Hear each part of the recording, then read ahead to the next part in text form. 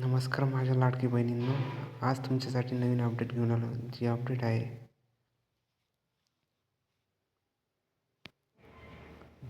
आहे ई-KYC.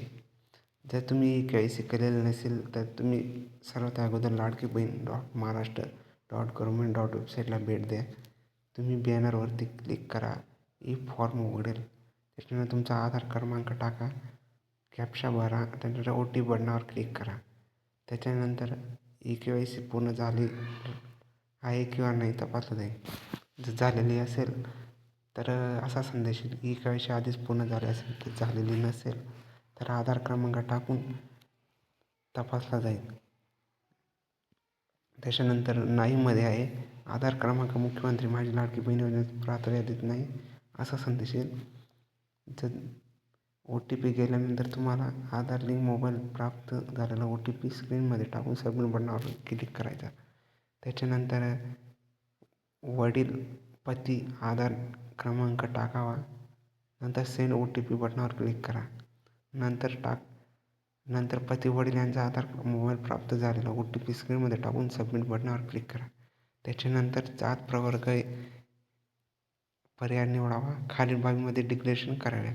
म्हणजे डिक्लेरेशन म्हणजे तुम्ही या गटात मोडत आहेत की नाही. जर तुम्ही तुमचे कुटुंबातील सदस्य नियमित कायम कर्मचारी म्हणून सरकारी विभाग, उपक्रम, मंडळ, भारत सरकार, स्थानिक संस्थेमध्ये कार्यरत नाही किंवा निवृत्तीवेतन घेत नाही तर नाही करा. जर घेत असतील तर होय करा. माझ्या कुटुंबातील केवळ एक अविवाहित आणि एक अविवाहित महिला लाभ घेत आहे तर होय करा. जर जास्त घेत असल्या नाही करा. जर जास्त घेत असल्यास तर होय करा. नंतर चेकबॉक्स क्लिकवर सबमिट बटनावर क्लिक करा आणि तुमची KYC पडताळणी पूर्ण झाली आहे असा संदेश येईल.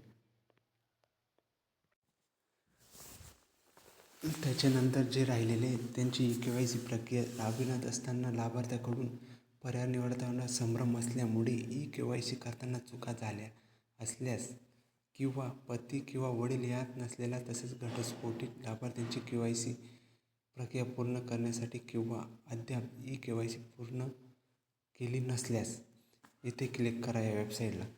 तर ही नोट म्हणजे ही एक वेळ सुधारणा करण्याची अंतिम संधी. वन टाईम एडिट ऑप्शन असून हा पर्याय दिनांक 31/12/2025 पर्यंत उपलब्ध करून देण्यात आलेला आहे. म्हणजे लास्ट तारीख आहे 31/12/2025. जर व्हिडिओ आवडल्यास लाईक आणि शेअर आणि सबस्क्राईब करायला विसरू नका. जय हिंद, जय महाराष्ट्र.